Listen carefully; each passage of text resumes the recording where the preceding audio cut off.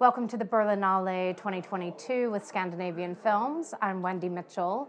Thrilled to be here talking about Against the Ice, big new Netflix film. We have the producer, Baltasar Kormákur from Iceland, and the director, Peter Flinth from Denmark. So this is a story. It stars Joe Cole and Nikolaj Coster-Waldau, and it's based on a true story of 1909, these explorers going to Greenland. So Peter, when did you first hear about this story, and why was it a project you wanted to work on? I was told about this book that the survived explorer had written about these incredible experiences they had in the Arctic.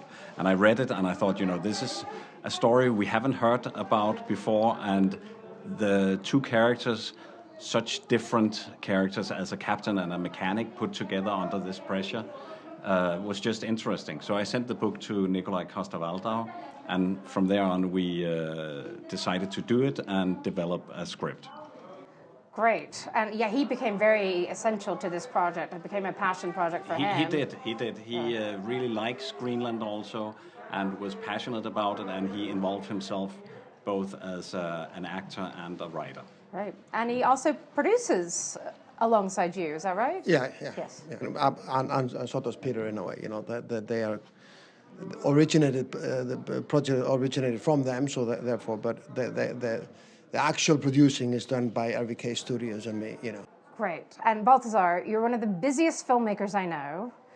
You're, directing all kinds of things yourself. So why did you think it was important to take time to produce this film? Why did you want to also bring it to Iceland to shoot? I think it was a great opportunity for both Iceland and myself and my studio to take on a bigger film and fully produce it through Iceland. I think that was a great challenge, and the trust of Netflix.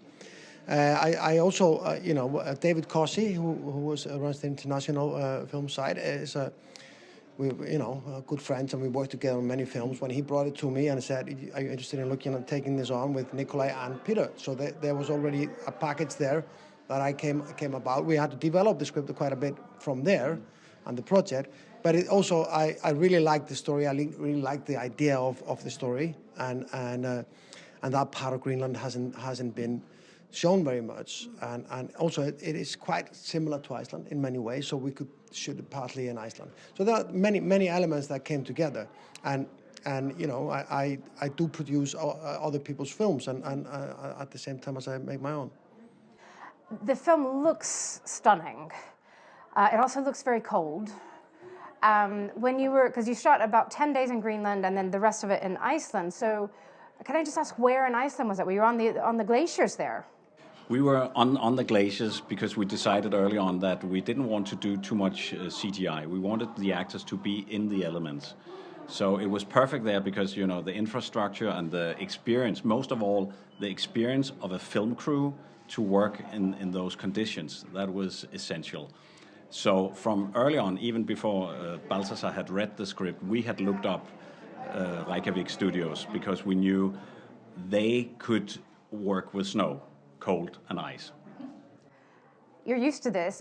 How did Nikolaj and Joe take to the ice, so to speak? Did you give them any tips? You give them some good coats to wear? Yeah, we gave them some 66-degree north,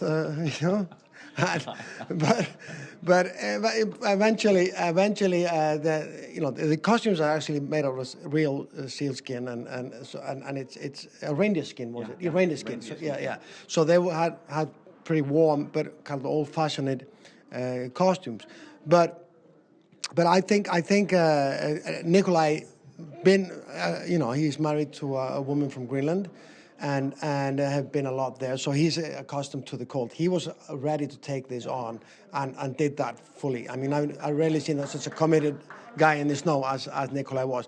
Joe, did really well too, but I don't think he had the same mental preparation for it, so he struggled a little bit more. With that element, but he did, come through really nicely. But they didn't need my help to get into the snow. That was more like dealing with all the elements of the snow and studio versus snow. Because some of us shot in studios, you can't shoot on the ice. And Everest, of course, was kind of the reason why they brought it to me, apart from being shot in Iceland. I don't want to spoil it for people because the big premiere is tonight. Yeah. So not spoiling it for people who haven't seen it, but there's some dogs. Yes. And we see a polar bear. Is that a real polar bear? Is that a CGI? Or is it a combination? Spelling it, we can't tell you that. Okay. The magic of movies. Yeah, the magic of movies. The dogs are real, I can promise you that. Okay. And is it hard to get real Icelandic trained snow dogs? Yeah, How do you find them? these are Greenlandic dogs. Okay. Greenlandic dogs. Yeah, and it was a bit of a challenge to get them, and that was one of the reasons we needed to make sure we had enough of these dogs in Iceland, to be able that could drag the sledges and all that, and we found them. That was one of the challenges, because you can't import just dogs for a film, and there are very strict laws in Iceland about animal importation because we're an island and we don't want any foreign diseases in our very beautiful. I'm not going to mess with your Icelandic horses. I know this. No, that's like like you don't go there even. We're very proud of our 3 animals we have in the island. And Peter, what was it like for you working in? This was the first time you've shot in Iceland, I guess. It was my first time in Iceland, but I started out as a Boy Scout to do Super 8mm films from our expeditions up to the glaciers in Norway. So I had been on glaciers before filming, so it was like getting back to my Boy Scout element.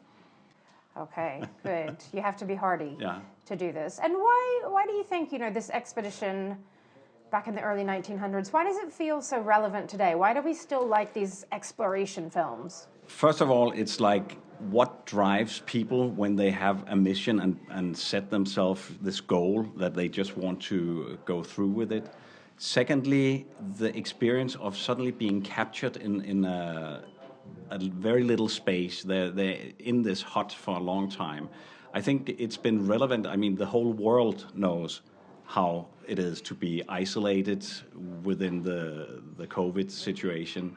So I think that's interesting to see how you are being put under pressure. It's like a boiler. You're 2 people in a little space. I also love the banality of the whole thing because they are searching for a lost map that another expedition lost to prove that part of Greenland isn't a part of Greenland. Eastern part of Greenland that actually belongs to America. And we've just recently seen that fight again between Denmark and Trump, we call USA, about buying or selling, Greenland. But then there is Greenland and Greenlanders, of the whole thing. So it's that fight has been going on for a very, very long time, and it's a little bit like the North Pole because nobody lives there. It's not populated. This part of Greenland and wasn't. Yeah. No, but it really is so much. It's not just surviving the elements; it's surviving your own brain. And I don't know how they did it. It's our little isolations are nothing on the sort of several years they were stuck on the ice in Greenland. So you're here in Berlin. This is in person. You're going to get to see this film with real live people in a cinema tonight. How does that feel? That feels really good. And we just had like a test so I've seen a little clip of the film on the big screen. So I'm just looking forward to present the movie for a live audience. Amazing. And do you have a date yet for Netflix? When can the whole world see it? I think it's 2nd of March, right? Yeah, that's the opening date. So, yes, tune in. It's a real experience, and it really is. Yeah. And tune in from the warmth of your own sofa. Get a blanket, get under it, and be glad you're not out on the ice. Yeah. But thank you so much, Baltasar and Peter, being here talking to us about Against the Ice, and have fun tonight. Thank you very much. Pleasure.